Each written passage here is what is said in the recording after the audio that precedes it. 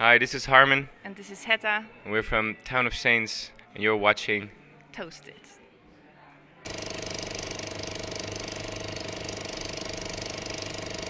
Listening to your records, it also painted a picture in my head, especially if I listen to No Place Like This or Modern Life. It's also about leading your life, coming home, and like you said in the bio that you get before you do an interview, you get biographies from artists. This is one quote that I loved and I read it. Is that you said, well, you know, I'm thinking about the big picture, so where am I in life, what is the world about, but I also have to pay these bills and find it hard to get up in the morning. Again, I really got this picture listening to the lyrics and imagining you guys in Groningen.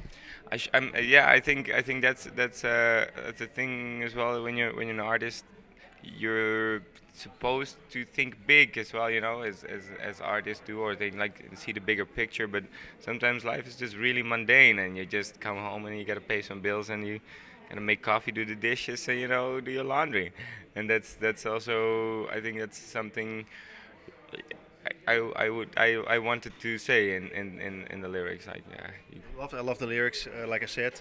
It was hard though to get into them, because normally you type in any song and people would have written out the lyrics. Right. So it really took some effort to get the lyrics. And for instance, and this is funny to see how it works, you listen to music. For you, the music is already old because you wrote it, you recorded it, you played it live, you know everything by heart. For me, it was brand new.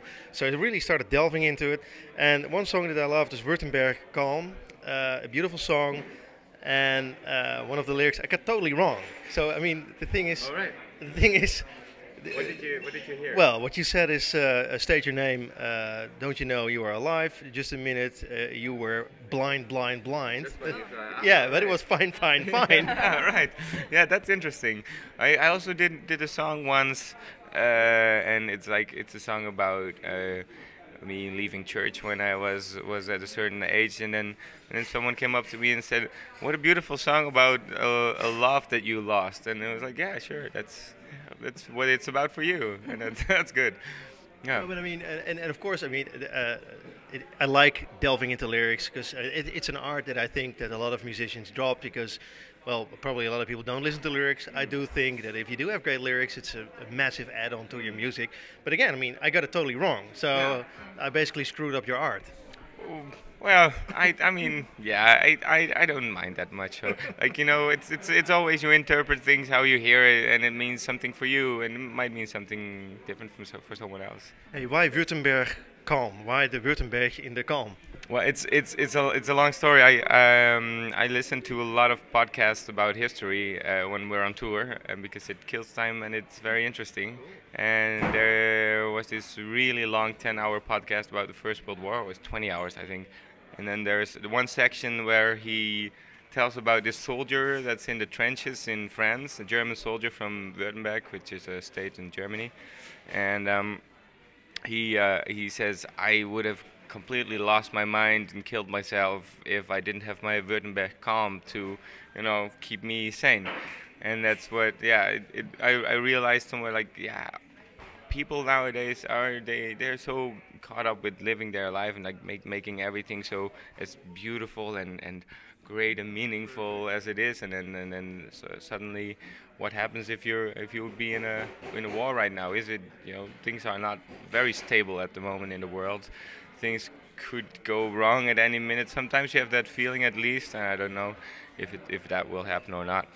Well, I mean, it happened in Brussels, Those things are happening, and those things are happening way and way more in other parts of the world. So it could happen here as well.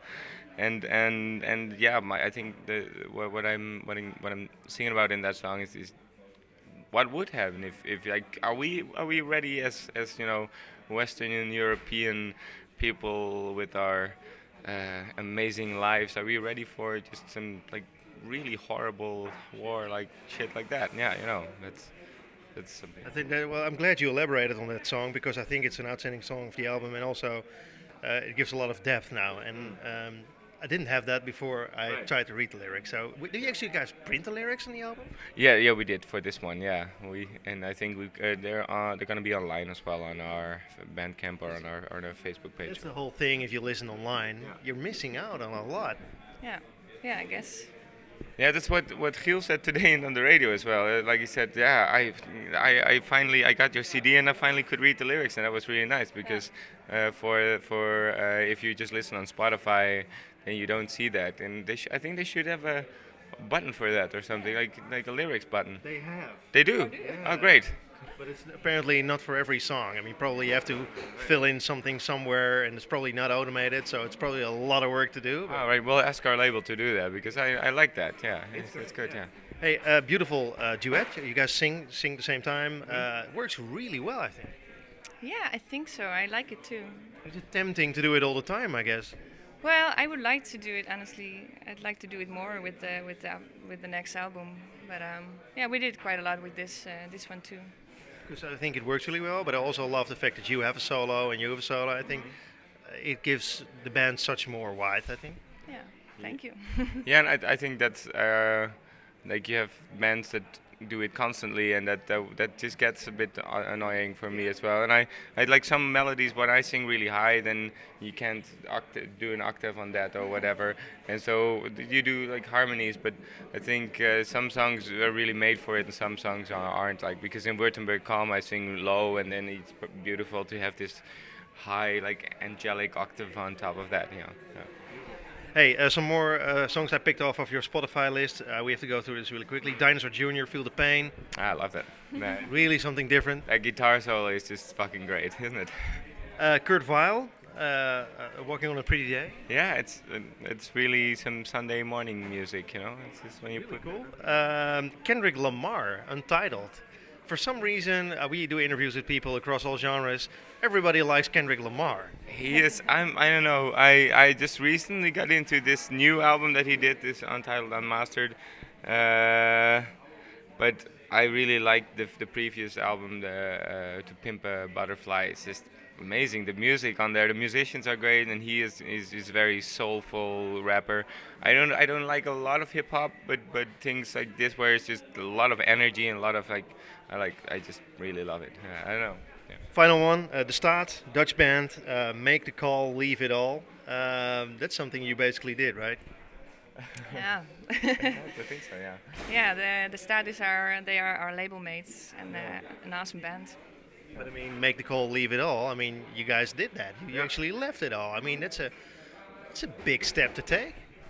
Yeah, it was kind of a bold decision to make. Yeah. Was it hard to live up on it? I mean, it's probably easy to say, fuck it, I'm leaving, and then you have to live with the consequences. Yeah, but it felt really good at the time. That was what we wanted to do, and sure. And then sometimes it's really not easy, and you're like, why the hell am I doing this? But most of the time it's really great, and especially whenever we're on stage together, it's just always awesome. So that's what we try to do most of the time. Hey, I was wondering, and this is something that the Staat triggered. The Staat is also a Dutch band that plays music that's hard to categorize. Maybe it's cross-genre. Yet they pulled off this fantastic album like yourselves, and yet they tour through Europe and they're becoming popular through Europe. Mm-hmm. Is this like a new thing for Dutch bands? You think that they can like shrug off the cliches and they can make the music that they like and be successful in Europe? Yeah, I guess. I think a lot of Dutch bands are going abroad nowadays. Yeah, I think there's more and more quality bands coming from the Netherlands, and it's tough to do alternative music in the Netherlands because you have one radio station that kind of plays it, less and less maybe even, and then there's some festivals, but you can play like when you do an alternative, when you have alternative music, you're slightly popular. You can play 10, 15 shows in the Netherlands, club shows, and then you're done.